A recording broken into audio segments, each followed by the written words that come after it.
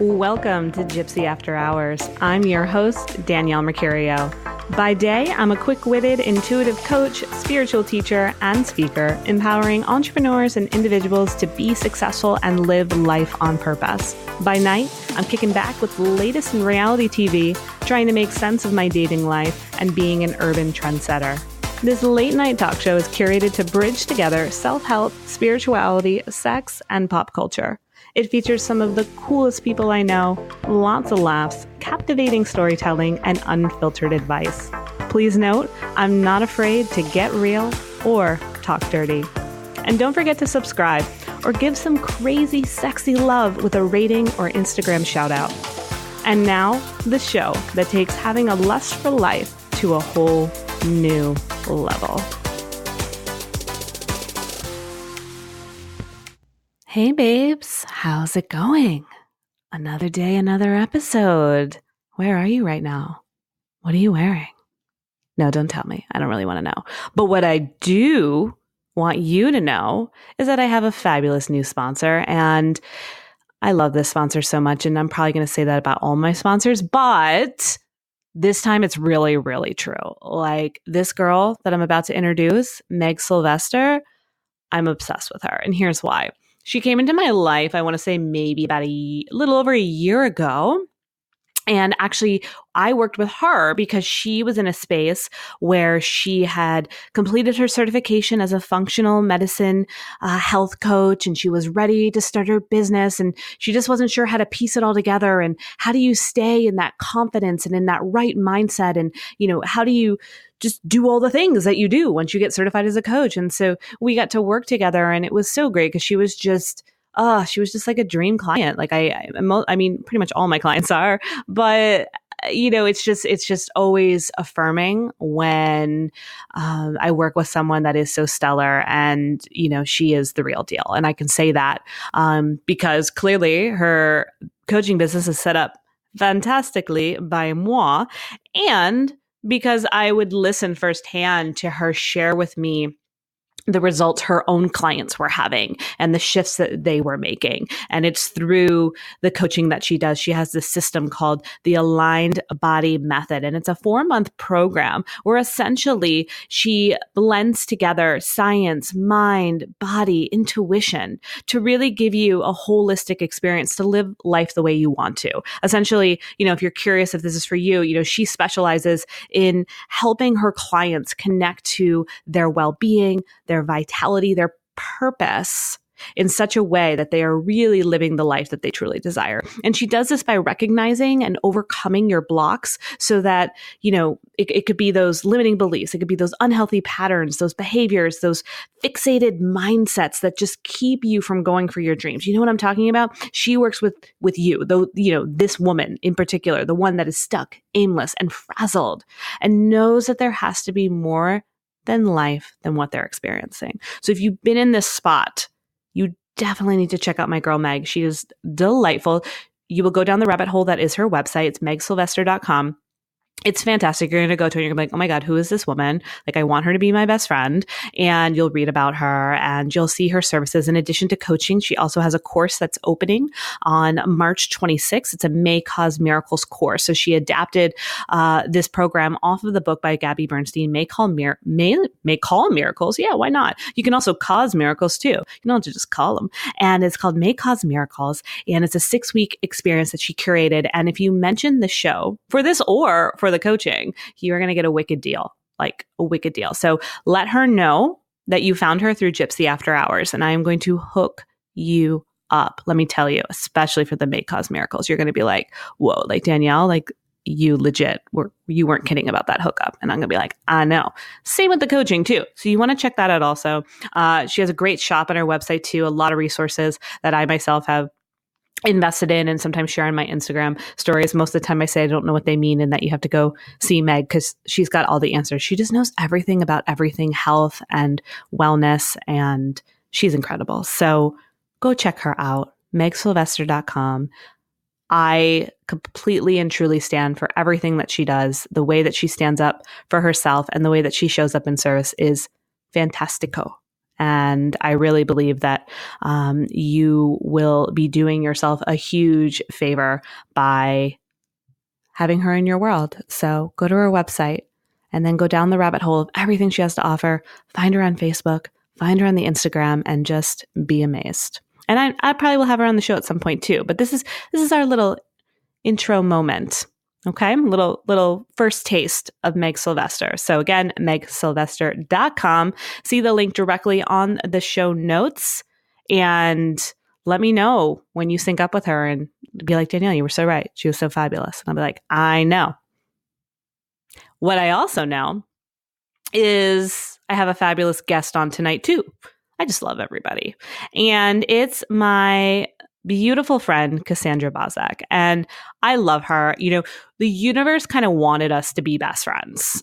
Well, we're not really best friends, but we're really good friends. So the universe really wanted us to be really good friends. And the first time it happened was my friend, Emily Abe, who she'll be on the show in a few weeks, actually.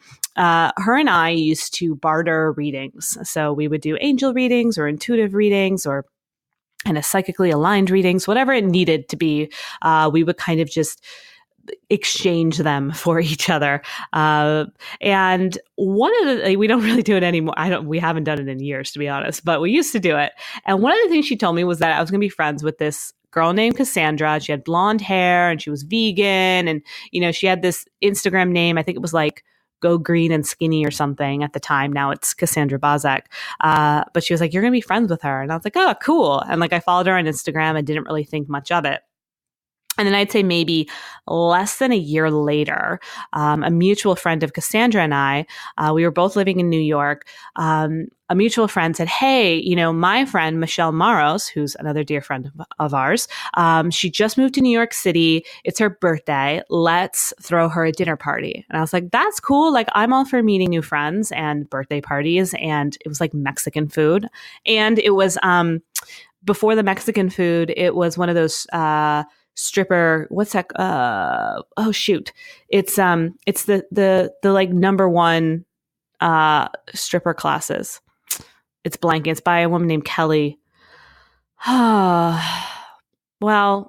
it's really cool. It's, I keep wanting to say the L word, but that was like a TV show on Showtime. It's not called the L word, but essentially it's these classes that, you know, it's not a stripper class. I'm being a little not feminine about it, but there are the pole dancing classes that help you tap into your goddess self. And it's really beautiful and enchanting. And I wish I could think of what it's called, but I can't, so I won't. And then afterwards we went to Rosa Mexicano. Yes, I can remember the name of the restaurant for Mexican, and it was fabulous. Anyway, I was sitting next to Cassandra, and like we really hit it off. And I was sitting next to the founders of Soul Camp, also Ali and Michelle, and got to know them too that night. So it was a very magical evening. And Michelle Maros is still a dear friend of mine too. So that night was wonderful. And since then, what's really interesting is, you know, Cassandra and I, we did one of those things. We're like, oh yeah, we should get together sometime. And then like, you know, no one ever initiates it. So it doesn't happen. But I'm telling you, there were multiple times the universe would just like sync us up at an event or a class, or we'd be at a retreat and we were roommates. And this just happened so many times that we're like, all right, we give in. We're meant to be friends, and the universe coordinates when it's supposed to happen. So she's amazing. She came to be when she first kind of got her first spark of fame, if you will, by being on the reality show on ABC, The Taste. Now, I'm more of a Top Chef girl. That was always my jam. And so I didn't watch The Taste, but it would have been cool if I did, because, you know, I am sure that she would have been my favorite. And then I would have sat next to her that one day. I'd be like, oh my God, like I remember you when you were on The Taste and you were so good. And I wanted to really taste your food in real life, but you can't because it's a TV show. And we would have said all that and it would have been fabulous. But we didn't have that destiny, but I found her anyway. So she leveraged her experience being on The Taste to really create an amazing mind, body, and soul brand. And she also wrote the amazing book, Eat with Intention, Recipes and Meditations for a Life That Lights You Up. She also founded her own online community, appreciati.com. And she teaches women how to have it all using rituals that involve food, meditation, and self-care to create sustainable success and well-being. She's been dubbed a spiritual leader by Well and Good, and is the mindful cooking show host of Eat with Intention TV. Or You may just know her as, the girl that speaks all over the world and, spending her free time on the beach in Santa Monica, enjoying life. So she is a tasty treat. And with that, let's welcome her to the show tonight. Please welcome my girl, Cassandra. Hey, I'm so happy to be here. I'm so happy to have you. I really am. I've been waiting for this interview. I know, and especially because I feel like I told you about this podcast like almost a year ago. For sure. And I was like, you better interview me for it. I know. And then I just dragged my feet on actually starting it. I feel you. I know. It's not an easy task to have a podcast. No, it's not. But I will say now that I'm in the groove, like it's great. But it's like very overwhelming in the beginning. It is. I think it is more so than it seems to people from the outside. It's a lot of work. But on the bright side, you get to have fun conversations with people. And that was my favorite part of it when I was doing it too. Yeah. So you're not doing it anymore? Well, the Lightmaker podcast has been on hiatus for about a year now. Oh. I just needed to put a pause on it because I am the master of having like 7,000 things on my plate. And I've learned that I work better with having like maybe 10 things on my plate. Yeah. Never one or two. It can never be one or two because I'd get so bored. Yeah. But I do need to try to keep it to sensible proportions, or at least kind of, I think what I've graduated to now is feeling like I have some things that are kind of like running like their own little well-oiled machines before I add something else on. So yes. I would say that it's temporarily on hiatus. It may come back. I think about it coming back sometimes, but it is a big undertaking. So I applaud people that have podcasts, and maybe one day I'll do it. People make it seem so easy. Like, I have a podcast now. And you're like, whoa. And then you try to do it and you're like, oh. Well, you're like, oh, there's a lot of different things. Oh, I see. I just thought I could have a cool microphone. I didn't know there was more. Yeah. And that's what happened. I bought the microphone back in like April of last year, and I just had it chilling. I wish it was that easy. Yeah. Just invest in a good microphone. But it looked cool. Yeah, I know what you mean though about like filling up your plate too much. Like I used to treat my business like it was like the Sizzler, And it was just like a free for all. Not that I would eat the Sizzler now, but that concept. Like it was a classy brunch buffet. Yes. Like didn't we had like we did some kind of all you can eat seafood experience together. Oh, that's right. We did at Ignite and Expand. That's right. That was like a year ago. That was a year ago. Yeah. We were both talking at this retreat in Florida. That was such a fun trip. That was really fun. Such a bonding experience. Oh my God. Yeah. So we have to talk about the cacao. I know. The cacao ceremony. Oh my God. Okay. So like at this retreat, they brought in a shaman and she facilitated a cacao ceremony. And I had never done it before. Had you? No, this is my first one. Okay. So we were both cacao virgins, which, said a lot that I was finally able to be a virgin again. Me too. I feel like I have tried a lot of spiritual things as well. So it was definitely, kind of like popping a cherry that we had, and surprisingly so. And we were there together for it. Yes. And we were together for it. We were lying down next to each other. It was beautiful.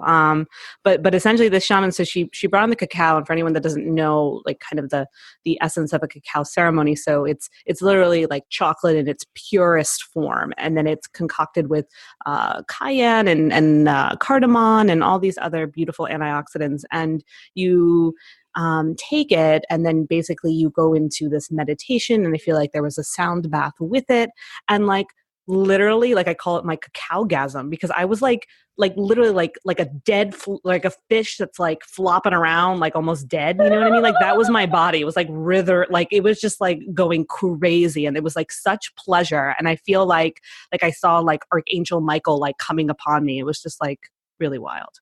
Yeah. No. How was it for you? I had the most, whenever I do any sort of ceremony or ritual or anything, even any like experience or class, right? I always like go in and I set some sort of intention to, if there's anything I need to hear, I need to know, and I think it's something you can do whether you're doing like a cacao ceremony or you're like going to a hip hop class or something. Yeah. But I love that. So I set the intention, like, just let me know what I need to know. And I was at a pretty I was coming off of kind of like a stressful period of my life, I think, at that time. Mm-hmm. And so similarly, it was like cacao felt like this like warm, loving blanket, but like a slightly sexual way. And so it was interesting because I remember being like so relaxed and kind of just letting myself drip into meditation. And all of a sudden I'm like laying there in my meditation and I'm completely like, when you're there and you're like, you feel like you're conscious, but you're not really conscious. And I see Archangel Metatron, who is one of my guides that I work with a lot, especially in regards to my business. He is my CEO of my company, I say. And he comes and he's starting to like kiss my neck and like touch me. And I'm like, what are you doing? Like, mind you, I have never had sexual relations with an angel. Yeah. And like, you usually don't mix business with pleasure. I don't. Well, no, I do. All right. Who are we kidding? Usually not in other realms.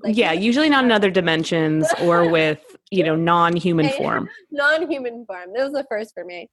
And I was like, what is going on? And because I had never experienced him in this capacity. Yeah. And he was like, do you enjoy this? And I was like, yeah, I do. And he was like, and then he like started making out with me. And I was like, okay, I'm just going to allow this to happen. See what happens. And he was like, well, do you enjoy foreplay? I was like, well, of course who doesn't enjoy foreplay, right? Like, of course I enjoy foreplay. I'm a woman. And he was like, yeah, he's like, so why are you trying to rush through the foreplay in your life right now? And I was just like, I was like, oh my God. So by this time, like we're like being intimate right now, but he's like saying this as we're being intimate. And it was almost like he was like trying to, sounds like he was like penetrating my soul with this message. Oh my God. Right? Oh my God. Yeah. And I really I got it. Like I got it on like a really deep level. Cause I think sometimes you can read a book, you can hear like a thing, but it was almost like it really like went into my cells. I really saw, oh wow. If I really think about life, the way I think about sex and pleasure and pleasure, right? That like, here I am, like I'm just chasing the orgasm. I'm not enjoying anything up until the orgasm, which, if you think of that in a sexual way, you're like, well, the orgasm is amazing and great, of course. But so much of like the juiciness comes from like the cuddling and the kissing and like the exploring. And the savoring. And just being in that moment and, relaxing into that process. And I really, after that, me and Danielle went into the hot tub together under the stars. Yes, we did. And it was so weird because it was almost like I remember coming out of it and feeling like I had just had sex with someone right next to you. Right. Totally. It was like that awkward feeling where you're like, did we just were we just at like some weird spiritual swingers club? Yeah. It was definitely one of my most unique meditative experiences. But a really valuable one that I haven't forgotten. Yeah, no, and I agree with you. I mean, you share yours much more profoundly than mine. Mine sounds very manic in the way that I described it. But yeah, there was this physical undulation that was literally happening. But what I felt like it was doing for me, definitely again, like the cacao was like operating as almost like this like ecstasy, like MDMA kind of effect, right? And sometimes you need that. Sometimes you need it, like what you're saying, to get out of your head and into your body. And that's kind of what I was noticing the most through all of it. It was just like your heart, remember Danielle, like your heart is like the pleasure center in all of this. And the more that you open up your heart, the more that you let your guard down, the more, that you enjoy, that's fulfilling, that is fun, that is satisfying will come to you. And it can always be this way if you just remember to access this place. Absolutely. Yeah. I feel like it was a tremendous heart opener. And it was just, it was like a relaxation that came from allowing your, to settle. I think that's true. Get out of your head and just into your body and your heart. And I feel like something about the cacao also, because it's it's like an earth element, Mm-hmm. you know, it's like grounding in all of that and like grounding in your heart chakra. It was a beautiful, beautiful time. Yeah. Yeah. So no, it's a big deal. We Cacao-gasm together. We Cacao-gasm together and it was epic. It was really good. It was really good. So yay. Well, yeah. So don't be too jealous at home, guys. Sorry. Yeah. I Seek mean, out your local cacao ceremony. exactly. Look for it on Yelp. Not sure if you'll find it there, but no, it's true. If you reach out to, like, I actually went to one about a month ago here in Philly. There was a wellness center. How did it compare? It wasn't as intense. Part of me wonders, I think us being near the ocean, I think there was an ocean energy that was very powerful. Yeah. For the time that we experienced it. And even when I've done it again, you know, I did it again after in LA, and again, there was that ocean energy. So I think doing it here, in a more urban setting, I still had a really beautiful experience, and I still had, but it didn't feel as raw, I guess. And it didn't feel as intense. Yeah. So, but yeah, it was still really great. We were on like a retreat, and I think when you go to a retreat, yes, the collective energy is people are really like bringing it to like make some massive shifts. So when like there's like that collective energy, massive things tend to happen in those environments, which I think it's hard to duplicate that in just like a night ceremony, you know? Exactly. And I didn't know anyone. Like it was literally like I saw it on a whim, and I didn't even know the teachers that were facilitating it or anyone that was there, which of course is fine. But I think to your point, you know, we were with that group all creating a collective experience. So it was definitely a peak moment. Yeah. Yes. So I love it. Cool. All right. Well, you know, I think what's really cool about you and what I love about this show, so in addition to bringing in, you know, thought leaders and teachers and people that are in the spiritual community, I'm such a reality TV junkie. So like I am like bringing on reality stars and people outside this community too. I love that. Yeah. Because like, why not? Right. And I know that that's like where you got your start, was in reality TV. I know. Does it feel like so long ago? It feels like an alternate lifetime sometimes. Like how so? You know, it's not even like, it's funny because I was at a bachelorette party this past weekend, and all the girls were talking about the reality TV shows that they watch. And they were like, oh, don't worry, Cass, like we watched yours too. We were like equally obsessed. And like, it's so funny because in my head, I don't even think of like my show as a reality show. Yeah, I kind of don't either. Because I mean, it was it was called The Taste. It was an online cooking, not online. It was on ABC. It was a cooking competition. And so although it was reality, it doesn't feel like reality like The Bachelor, or like, you know, Jersey Real Housewives. Yeah, it's not like that where someone followed me around in my real life. Right. It wasn't super dramatic in that fashion. No, a little. But you had your moments, though. You did. I did have some dramatic moments. I had like a romance on it. I had some like conspiracy around me. You know, not being vegan. That was lovely.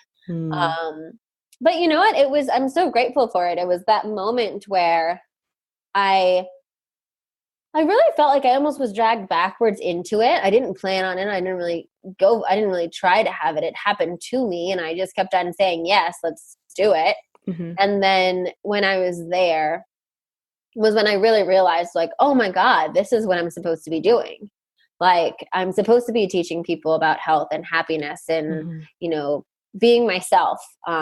Up until that point, I was an actress, and that was my first time doing TV as myself. And that was just an epic turning point in my life. And so I think when I look back, that's really how it started it all. And now it's so funny because I can't imagine like my life being any other way than it is now. Yeah, which is so cool. And you've really, I mean, I've known you for a while now. And I will say like this past, I'd say like really 6 months, I've seen you I don't want to say take ownership because you always take ownership, but I just have been seeing you embody this role just more eloquently, you know what I'm trying to say. Clearly I'm not that word. Gracefully. Thank you, Danielle. Yeah. But it's true. It seems like there's just so much more flow and ease. And again, I know that comes with time, but I've just just from my perspective, from an outsider view and knowing you for as long as I have, it just seems to be just grooving.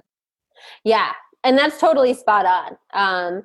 I think, I just turned 31 and last year I went through my Saturn return and like the past 2 years have felt like my Saturn return. Yeah. It can do that though. Yeah. So I think they were like little, it like had its peak and then there were like lead up and lead down. But, so I feel like I really went through this process of maturing in my business and my life. And, we were joking about it earlier, adulting. Like I started adulting more than ever. And, I was so resistant to it. I'm a Pisces and I have a lot of Pisces in my chart. So like, I just like being a dreamer and I like doing whatever I want to do. And I don't like systems or doing anything conventionally. And I finally just, got to the point a couple years ago where I was in so much pain where I realized I needed to start shifting some things. I needed to like take a look at things again and make some changes. And so it's been a gradual process, but I think the past 6 months, like you were saying, like it's almost like all of the pieces kind of finally lined up. And I really do feel that way. I feel more in flow than ever. My schedule has gotten even crazier, but I don't feel overwhelmed like I used to. I'm really just like, for the first time, genuinely actually able to tap into the gratitude and abundance of everything that was going on. Whereas there were a couple years there where I was actively trying to. Right. But really just couldn't. Was really just feeling like I was drowning and overwhelmed. So thank God, glory, hallelujah. Praise be. We made it through the wilderness. No, I feel you, because for me, I definitely have that. Don't want to conform to anything. I kind of was in this like almost rebellious energy with my business. So then I realized I was like defying a little bit of the structure and responsibility that I needed. And I thought winging it would be enough, because when you're winging it, you're kind of up in the clouds, you're being supported by the universe. Technically you are abundant and it's all, moving. It's all you're constantly getting by. But I realized like, I can't keep winging it. I got to like put my wings down and ground down. And I realized that was like really like transformational for me. Yeah, exactly. Like my whole thing now has been called practical magic. I'm doing like a 6-month practical magic training and I'm writing my second book, Practical Magic. And this whole concept of literally doing exactly that, of like balancing out heaven and earth. Yes. Balancing out your playtime in the spiritual world with actually showing up for the earthly tasks. Because I do think both of us are very magical, very mystical, very powerful in the, in connecting to spirit and God and manifesting, and we can do that and it's fun for us. But I found that it was, when I really supported that with some of the earthly tasks, right? When I was not only manifesting abundance, but I was doing my budget sheets, then the money came in even faster. Right. Then the money was supported when it came in and it went to the right places, and I handled it responsibly. And same thing with business too. It's like a lot of my methods for doing things in business are still unconventional, but even in their unconventionality there is a structure and a consistency to it. And I think there needs to be that kind of like give and take. And I also totally fought it for a really long time. Yeah. I don't know what it is that, why we do that, but that's why I'm really glad that practical magic came into form for you, because, there is something so beautiful about being in your magic, being in your spiritual essence, but there has to be some level of groundedness and further sustainability. And I think that was the part that was so draining and exhausting for me. It wasn't sustainable. And eventually you burn out. That is the word. It's sustainability, because that's the thing. It's like and I feel like we're both kind of similar this way, where sometimes like work can speed up and you can have a bunch of events, you can have all these things going on. And then you get depleted. You need kind of like that, like time off to just like, sleep and nest. And I think that is the gift that structure gives you. Right? Because when you're only depending on, let's say, just the spiritual element of things and like manifesting and the more like magical stuff. Mm-hmm. What happens is oftentimes when you're depleted, it can be a little bit harder to like rouse that energy, right? Yeah. When you're feeling like completely tapped out and you need to restore. So I really found having some consistent systems and having some things, it kind of holds you through. So you have that moment to like catch your breath, sleep a little bit more, do whatever you need to do to make you okay, so that you can use your, you can use your magic as well. Mm-hmm. Yeah. Because that's really what I felt. I feel like it was unsustainable. And like, I'm so glad you said that word, because that was definitely the word that had been coming up for me, where I was like, this is unsustainable. I can't live like this. Right. Yeah. I feel like that came up for me when we went to Tony Robbins, when we did Unleash Your Power. Oh, yeah. Right? Oh, my God. I almost forgot we did Tony Robbins. Yeah. We've done a lot of things together. We're badasses. You guys don't even know how much me and Danielle hang. Oh, well, they've gotten a pretty good preview so far. Right? We pretty much go all out when we're together. Yeah. I'm sad that we're separated by coast right now, but that's okay. Yeah. It's okay. It'll be remedied full circle. I'm sure. Yeah. The universe for some reason, like always is like, I feel like it just constantly pairs us together. So I'm not worried. Like I feel like there's so many times where we weren't even planning on hanging out. And then it's like, oh, Danielle's here. Cassandra's here. Can't get rid of me. No. When like we wind up being roommates and it's like, oh, hey, okay. It's so funny. It's awesome though. Yeah. So I'm not worried. Universe wants us to be friends. So we will be forever. They're like, these two flakeadoodles. Yeah, seriously. Maybe that's why they separated us right now. Like, think about it.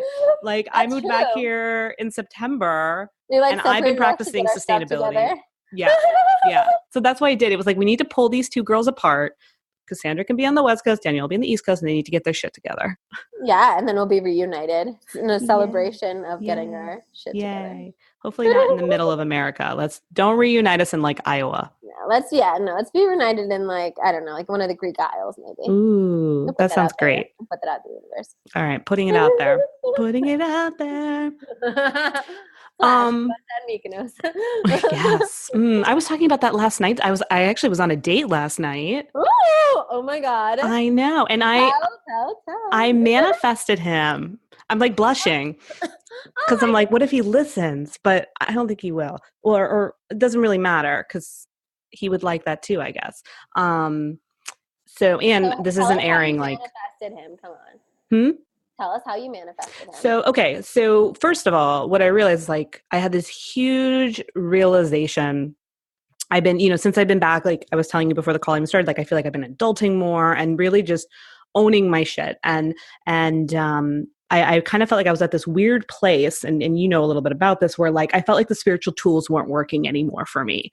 And I just kind of felt like in this weird space of like, where do I go from here? And I realized it wasn't that the spiritual tools weren't working. It was that I wasn't doing the deeper work to be able to use them. So I was still kind of just in this surface level state.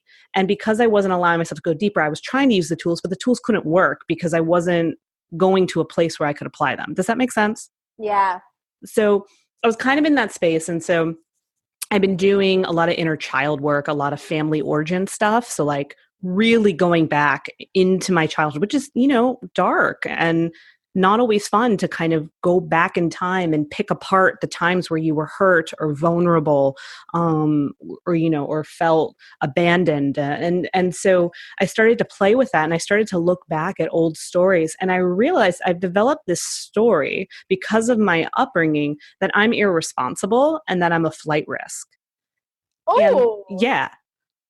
Because like, I had ADD and like I'm not into labels, but like if we want to call it something like ADD. So I kind of had a focus problem, and like school wasn't like my favorite thing. So it was always like, we got to take care of Danielle. Like we got like Danielle, like she needs to keep up or everyone's going to pass her by. Like there was this kind of this like flight risk quality to me.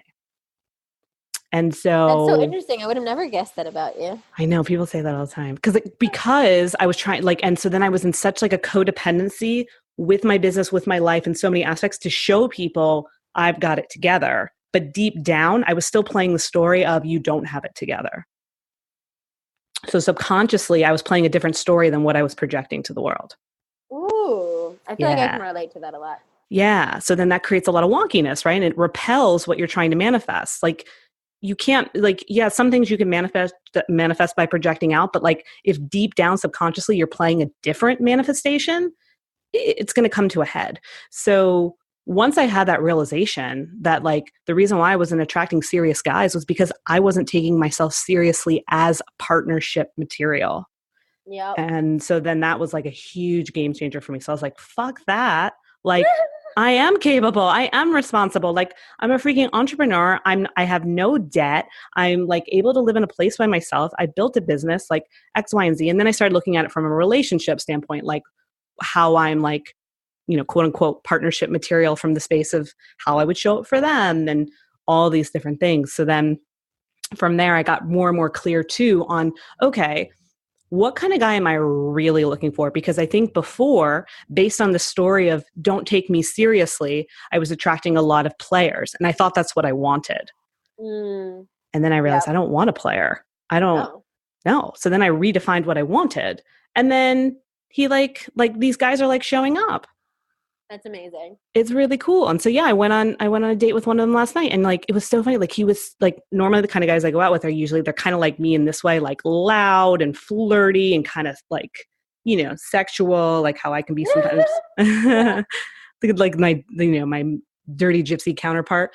But he was like, so like humble and like really shy and nervous, but also like very kind and responsible. Like he's like it was just material. Yeah, he was like totally husband material. And like, I don't know where it's going to go, but it was just so amazing to be on this date and witness like what it could be, like what it's like, not could be like, but what it is like. Oh, I love that. I so relate to that too. And I feel like it's so funny. I'm on the cusp of a man miracle. And I similarly, I think mine was a little bit different, but also had some realizations. So in my numerology, last year was a 9 year for me, and this year's a 1 year. And so I have a tradition every year on my birthday, I see a psychic.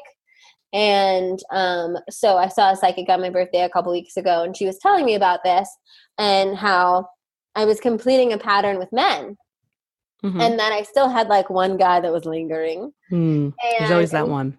It was true. I had this mega crush on this guy friend of mine, and who is just super spiritual. And, and all of these, kind of like the typical, but kind of like you were saying, like you were going for players. I tend to go for guys that like don't have their stuff together as much as I do. Interesting. Yeah. And like oftentimes if they're like spiritual or they have like they're deep intellectually or something like that, that can let me make like infinite excuses for anything else that they have going on. Interesting. And so I would attract guys that just weren't, and when I say like don't have their ish together, it doesn't mean that anybody is like a bad person or whatever. Course. But there's a certain characteristic. I think both of us are at this place right now. We're ready to have like a serious relationship. And I think for a man to want to have a serious relationship, he needs to feel like he has his feet on solid ground. So it wasn't even like I cared necessarily where his feet were because my feet are on solid ground. Right. But I really started to see, oh, wow. And I read this book, Attached, that one of my guy friends, he has a pretty well-known Instagram account called Create the Love, Mark Groves. He's great at giving me recommendations, and he was like, read Attached. I think you need to discover something about yourself. And he's known me for years. And when I read this book, I was like, oh my God, I am an avoidant attachment person. Like, wow. I'm actually someone that I say I want commitment. I say I want all this. But then like when stuff is real, I like freak out. That's so interesting. Oh my God. So I like subconsciously, kind of how you were saying, I subconsciously went for these guys that I knew couldn't be serious with me. Right. Yep. And to confirm that subconscious story. Yeah. Like how nuts is that? And it's so crazy. it's so crazy. But when I was reading it, it was one of those things where you're like, oh man, yes, this explains so much. So I had a miracle around this guy friend of mine, and I was able to release my crush for him, and was able to like be able to I love him to the ends of the earth. I feel like I know who it is. I'll ask you later though. Yeah. I don't want to like completely. No, we're not going to out him, but I feel like I kind of know. So you probably know. Actually, you might not know. You might. We'll see. We'll find out. I'll put in the show notes if I got it right or not. I won't say who it is, but I'll say. Okay. You know, we'll see if Danielle guessed right. Yeah, to be continued. A couple of these guys, though. But it was so funny, and I really I did after I like had this aha, and it was like kind of felt like a birthday miracle to me, honestly. I wrote out a list of like what I actually want, and the qualities that I really want in a guy, and it was really crazy because like a lot of the things that I really want, like they don't even match up with most of the people I've dated. That's exactly what happened to me. Exactly. I was like, this has nothing to do with any man I've been. I mean, for the most part, right? Any man I've been with. I mean, obviously they're like all kind and loving and right. Like that. But like a lot of they all have a penis, you know. A lot of the other characters, as I put, I'm like, yeah, nope. Yeah, totally. I couldn't believe it. So I'm really excited. I haven't gone on a date quite yet, but I'm ready and I'm open, and I really do energetically feel like it almost felt. I think sometimes when you have those breakthroughs, you just energetically feel like a massive opening. Yes, so you feel freedom.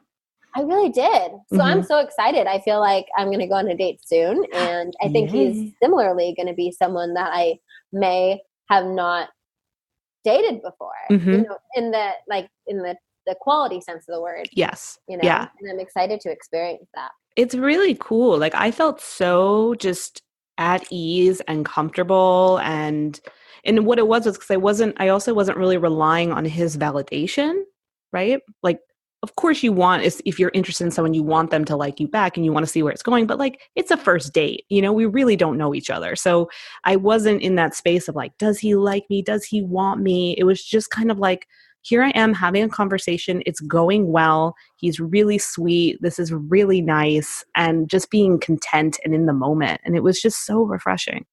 And don't you think one of the things I've really noticed is that, you know, when you really like when your business is really fulfilling and you have a lot of other things going on in your life and you're just feeling good in general with your friends and like all the things, it's so much easier to like be unattached in dating. Yes. Just feel like my life is good. Like, do you add to it? Do you not? Like, how's it, you know? Right. Like, is this going to work or is it not? It's cool. Like, I'm just getting feedback here. Yeah. So I think that's always exciting. Yeah. Oh, I love that. I'm excited for you. Keep me posted. It's going to be the year of romance for us, Danielle. Yes. I feel it. I feel it. Spring is almost upon us. Woo. Summer loving. Yes. And maybe we'll be in Mykonos with our oh my our God, dudes we'll together. bring our men to Mykonos with us. I love that idea. We'll tell them that we manifested. We'll tell them we manifested this moment. I told my ex-boyfriend that I manifested him because I did this. I really did. I like, you know, literally wrote out exactly what I thought I wanted at that time. Right. In my life. You manifested him from the place you were in at that time. Yes. And then he came like pretty fast. And then I hope not too fast. That's a whole other topic. Papa. And we dated for a while. We dated for like a year. And I remember, so I told him it a few times. I used to say it like, I manifested you. You're like exactly what I asked for. And I used to say it as like a loving thing. You know, I felt like it was very flattering, right? Yeah, like endearing. Yeah, I thought it was endearing. And sometimes he would say back, he would be like, well, how do you know I didn't manifest you? And I'm like, well, maybe we did. Maybe we manifested each other, you know, whatever. And in my head, I was like, you don't even know. But you don't know the half of it. You don't know the half of what I did now. But I remember literally during our breakup, one of the things he like, you know, when you're like, I don't know, if you have like a not super like adult breakup. Yeah, and there's like no filter and you're kind of just filter and people, you're just kind of like shouting like stuff at each other. Oh, I've had my fair share. Yes. It was a less involved breakup.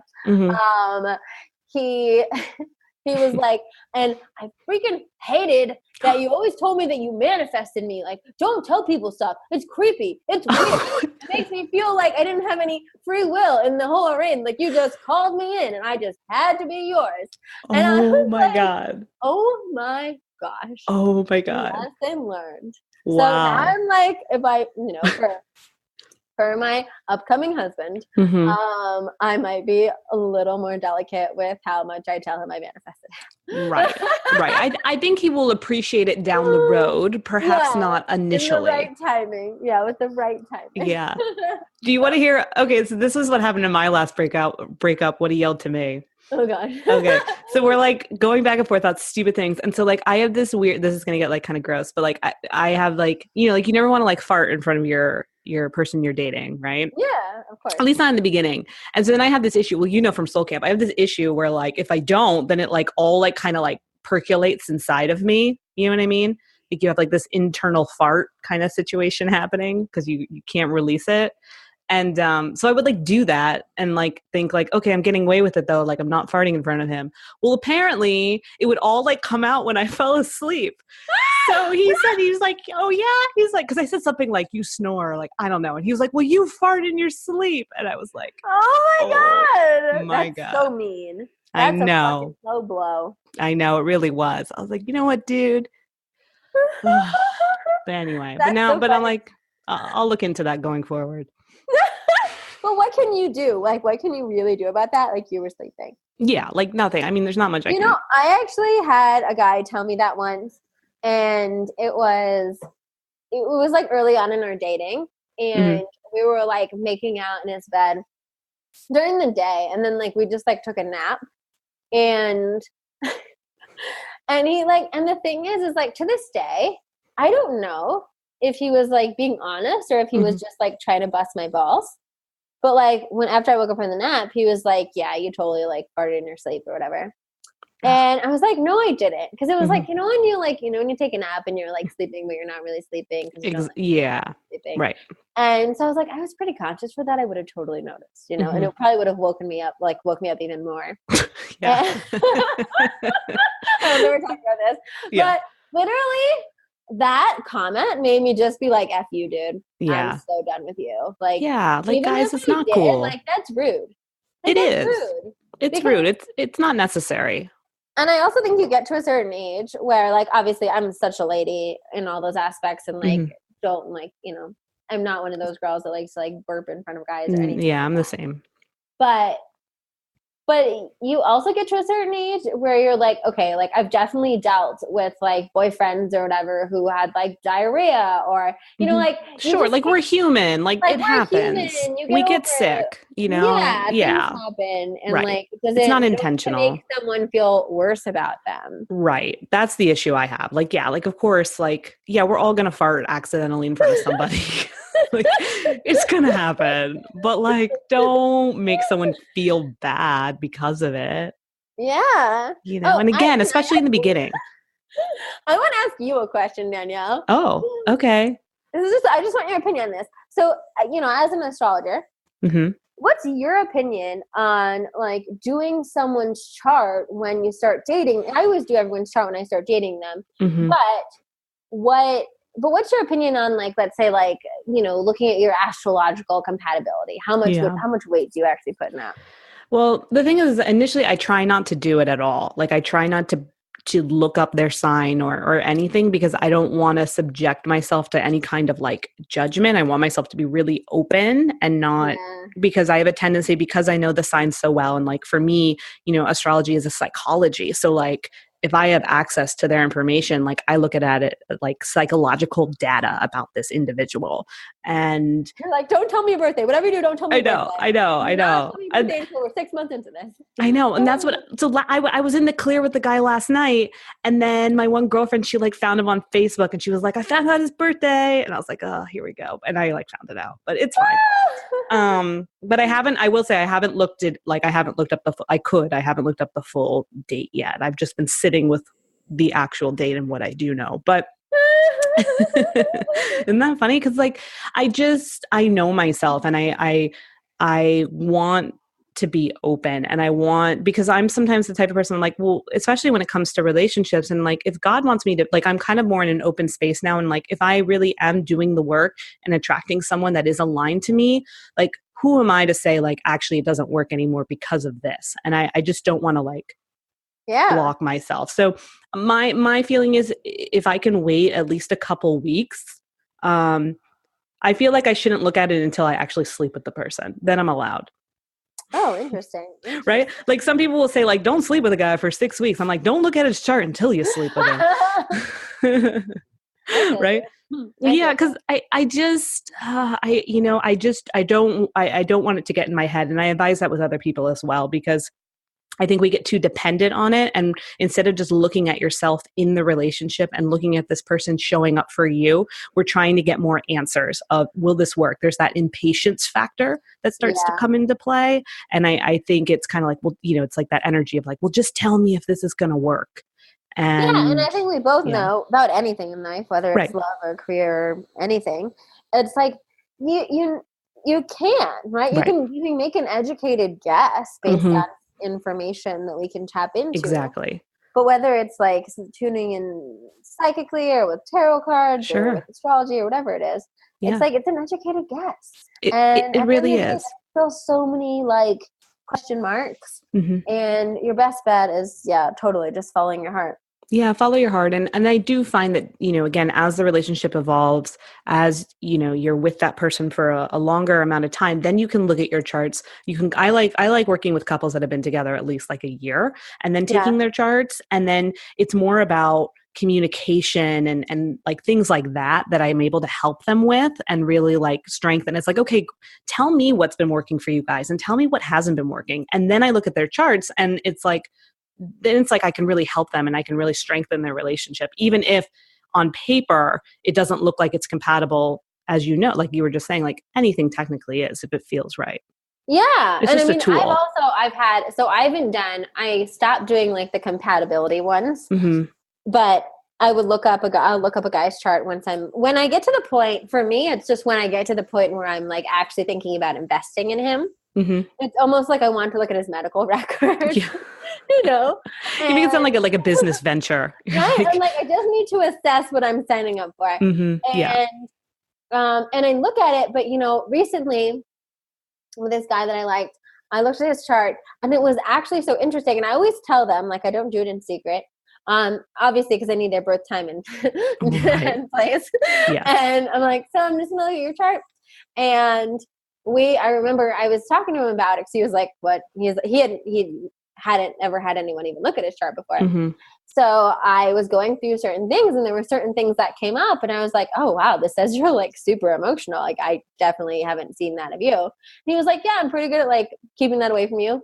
And and I kind of want to keep it that way. And it was really fun. And there was like, actually just like, I was able to see some things in his chart that actually made me have more compassion for him in certain things, right? Interesting. So it actually opened up your heart more. It did, because I was able to see how, and I think everybody does this in dating or relationships, right? Where sometimes when you want to like impress a person, we all know like the like lesser exciting things in our goodie bag, and so you kind of put on your best face. Right. That's why I don't fart. Exactly. It's like, don't fart. Right, but you're absolutely right. You're kind of putting on not a performance, but you're coming with all you got, all your goods. It's true. It's like, I mean, even if you just, and it's completely, it's innocent, because it's like if you're someone that's like, tends towards anxiety, let's say, and maybe you tend towards anxiety around work, and so it's like it's like not something that directly affects a partner, but if you're in the early stages of dating, you're probably not gonna like just like overwhelmingly dump how anxious you are about work on your, person that you're dating. Yeah. So I would hope not. Right? But it's interesting because like sometimes, you read someone's chart and you're like, oh wow, it feels like you might be a little anxious or whatever. You might have anxious. Right. You know what's interesting? I think what I find with it exposes some of their feminine qualities. Yes. Which would make sense for what you're saying. Like usually a guy doesn't show up with his feminine qualities. And when you look at his chart, you're able to kind of see what those are. Totally. Which I think does open your heart. At least for me, it always opens my heart when I see the feminine. Oh, for sure. Again, like you said, compassion. I think that's a great word. Yeah. For that. Yeah. So it's it's an interesting thing. Like I'm really trying to just stay grounded with my dating and not get too ahead of myself. And sometimes when I bring in like the metaphysical knowledge that I have, it gets me, a little too too, much. yeah. At least for right now. So it's something Yeah. I'm playing with, I like it. Yeah. I support Yeah. it. So that's kind of where I'm at with that. So how do you feel? So yeah, so I am gonna try. And I've never done this before. I'm gonna try out the not sleeping with a guy for at least 4 weeks upon meeting him. Yeah. Ooh, I love that. I know. Have you ever done that? Like how long do you usually wait? Oh, you're gonna die. Have we not? I don't know if we've talked about this, but Maybe we have, and I've just blocked it maybe from my we have. memory. You probably would. I wait until we're committed. Do you? Yeah. I feel like I did know that.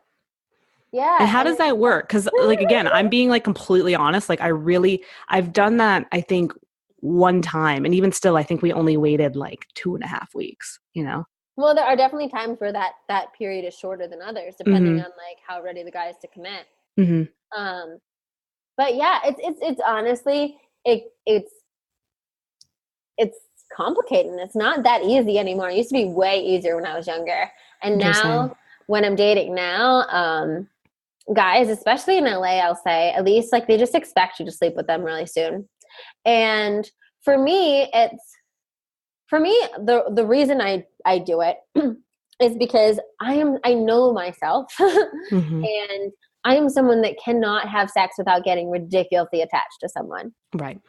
So I know myself. That's like just how I am. And so if I'm going to engage in that kind of relationship, if I don't do it within like, when I say committed, it doesn't necessarily mean he has to be calling. You don't have to be like Facebook official. Right. But you're not seeing other people. I'm not seeing other people. I'm only interested in seeing you, and I'm interested in in exploring a serious relationship with you. That's what has to like in some level of that conversation has to happen. And for me, that gives me a container where then I can feel comfortable enough. Right. And to be honest, I think we talked about this at Soul Camp.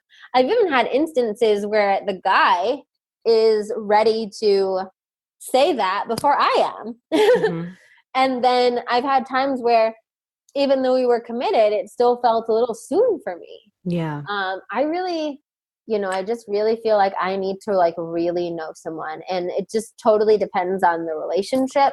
And, sometimes you meet people and you talk to them for like hours and you stay up all night and you feel like you know them, and in like 2 weeks, you feel like you know them so well. And other people, you could date them 3 months and not know them the same way that you date that one guy in 2 weeks. So yeah, so it's my little insurance plan, I guess, to keep me from being a crazy psychopath. Right. Yeah, no, I appreciate that perspective. That's pretty much why I'm doing it myself also, because again, it's like that chemical, juju. I mean, exactly. It's like literally it's a chemical thing that happens that it's pretty hard to avoid, or it's rare to avoid it. Yeah. It is. I'd say I used to be able to master it. Well, I'd say there was one point where I definitely wasn't ready for a relationship at certain points. And of course, then it's fine. And then when I was really into one night stands, that was fine. Because like one night, I think you're okay. I don't think you get the whole exchange fully. It's once you do it the second time, I think that's when it all goes downhill. It's also the container, right? Yeah. So if you're like going into it thinking like, I just want a one night stand, you're hot, like let's have fun. Right. But I think when it's tricky is like when you go on like a date or two and you're like, oh my God, I really like this guy. He has potential. And you kind of go into what I like to call daydream land. And then once you're in daydream land and then you add sex to that, then it's just a complete disaster. Yeah. Okay. So I bet, and this is great because this, goes in alignment with a lot of the things that you do with body wisdom and whatnot. So I know that there are women that are listening right now that are kind of intrigued right now and thinking like, actually, maybe I should, hold off having sex until we're, in more of a committed space, or I want to wait a few weeks too. How do you bring that up? So like when you're first starting to see someone, are you just completely transparent? Yeah. So it is not easy, ladies, I will say. The conversation it's definitely a tricky thing to navigate. And so I actually try to bring it up as soon as I can. Mm-hmm. Because it's much trickier, and sometimes it doesn't work. Sometimes it happens, sometimes it doesn't. But like it's most difficult to bring it up once you're already kind of like in a position where he wants to have sex with you. Right. So, like don't bring it up when he's like erect on top of you. Yeah, because then it's true though, because sometimes it takes until then, and then you bring it up and then he's like, what? Right. That's not fair. Also, I feel like when, just like to be totally real about it, if you let a guy get to that point, some guys actually think you're trying to be coy with them. And like, not in like a rapey way, but in a way that a lot of girls, say the thing like, oh, I don't normally do this. Right. Or like, oh, usually just wait, or, whatever. And so I feel like a lot of guys are used to girls saying things like that before they sleep with them.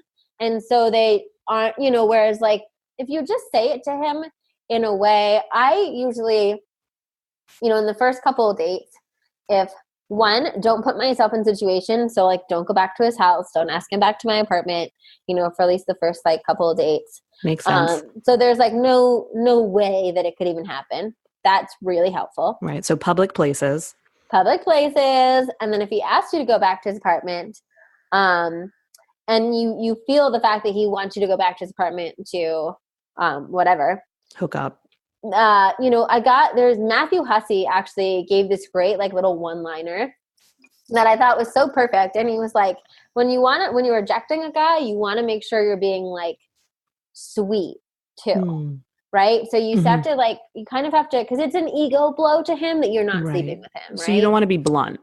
Yeah. So you kind of want to just be like, you are so sexy and I am incredibly tempted right now, but I am just not that kind of girl. I really, and not even actually not that kind of girl is probably not the best way to say it. Like this is just not my style. That's probably how I usually say it. It's just not my style.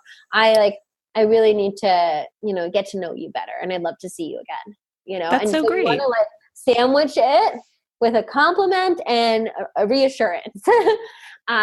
Because it is a hard blow. And if you deliver it wrongly, a guy will just think you're not into him. Mm-hmm. He'll get the wrong idea. Yeah. So if it like gets to that point where he's like trying to ask you up, then I would say something like that, where I'm just like, I'm so attracted to you and I had the best time tonight, but it's just still a little too soon for me to, to do that. So I think I'm just going to call it a night, but I'd really love to see you again and you're wonderful, or something like that, And otherwise I do try to, if it comes up, and I think sometimes in the first few dates, somehow sex will come up in a conversation or relationships or something like that. And I try to find a way to put it in there and just be like, I just want you to know that I actually don't sleep with guys until we're in an exclusive, committed relationship. It's, just a rule that I've had for a while. And, I think guys really respect it. Like the kind of guy that you want to date is going to respect it. And some guys are pretty turned on by it, honestly. Like I think it's instantly makes a guy realize that you're not someone that can be a hookup thing with him. Mm-hmm. Yeah. I love that. And so, and so if he like ditches you after that, it's probably because he just wanted a hookup thing. Right. And he doesn't respect you. So moving on. Exactly. So it's a great weeder outer. Mm-hmm. That was really helpful. Thanks. I'm going to use that and report back. Let me know. Oh, look at me being so conservative. Oh my God. I feel like I make a bad influence on you. I know. We're going to have to change the name of the show. Right? Gypsy by day. Oh my gosh. Well, I love it. Well, oh my gosh. We already like blew through our hour. Of course we did. We're like amazing. This was so fun. You're like, I just love jamming with you. Of course, we'll have you back on another time. And I just love everything you're doing. Like I said before, like you're just really in your groove. You're not only that, like from your perspective, but like for the collective, like you're making an impact. You're opening people's eyes up. You're not just kind of the gateway to self-help. Like you're the gateway for people. You're awakening people, but then you're giving them that sustainability also, and saying like it goes beyond the green juice and the meditation and here are the next steps. And I just that's you adulting and being responsible and really kind of bringing this conscious maturity to the way that you show up in the world. So I honor you for that. Thank you, Danielle. I appreciate that. You're welcome. I'm so grateful for you and so excited for all the things you're doing. And it feels like just such an honor and a pleasure to be able to be kind of side by side, so to speak, while we both grow and evolve and to get to experience that.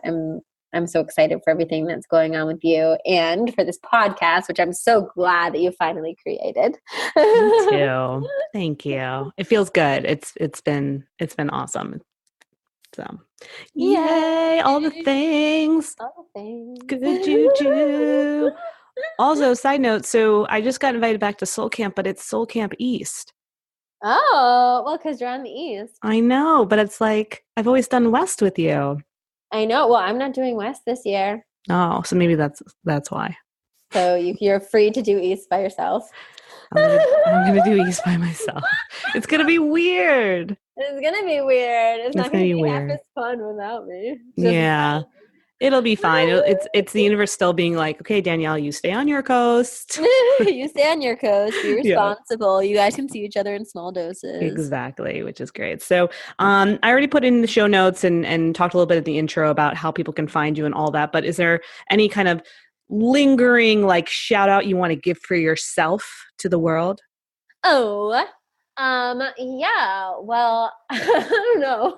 I'm going to put that on you. Like, what's your shout out to the world? What's my shout out to the world? Well, if you want to tune into your body's wisdom, food and your body and that relationship is something that you're needing a healing around, I highly recommend my own book called Eat With Intention. It's a gem. You can find it at Barnes & Noble or Amazon or wherever books are sold. Mm-hmm. I'll put the link on here. It's really good. Thanks. And then my spiritual community, appreciate.com.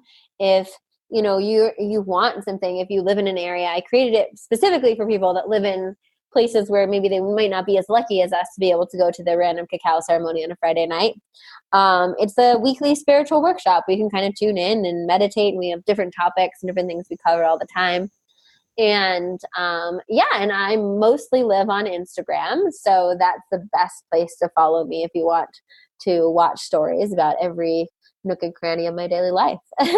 Yeah, I pretty much only bring people on this show that have really good Instagram stories. Like if you suck at Instagram stories, then you're probably not coming on this podcast. Well, me and you kind of like, we mastered Instagram story before Instagram story even came out because we were like masters of Periscope. Exactly. That's true. We were. That was so sad when I left. I know. I thought about it the other day, but it's not coming back. No, it's not. It's gone. It's done. So, awesome. Well, thank you so much again, guys. Absolutely follow her. I know that you just were like, you yourselves are like, oh my God, how did this like whole show freaking fly by? But because Cassandra's awesome and she's just like, as you're saying, she's bright, she's funny, she's all the things. I could go on and on. But darling, my friend, thank you so much for coming on. And I trust that I'll see you soon. Yes. Thanks so much for having me. This was a blast. Yay. All right.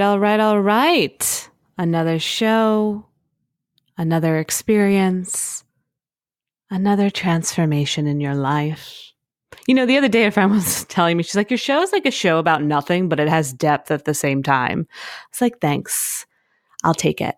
And what you can take is all the juicy information from this episode, starting with my girl, Meg Sylvester. Make sure, again, you check out her website, megsylvester.com. Her info is in the show notes. And then, of course, Cassandra, who we add on here, the links are in the show notes so that you can get her book. We also put the link in there for the book she referenced attached, and make sure you follow all of us on the Instagram because we love it there, just like we love you.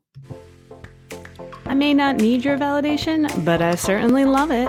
To avoid any bad karma in your life, go ahead and drop a 5-star rating and leave us a review. For even more good juju, hit the subscribe button and share with your favorite babes.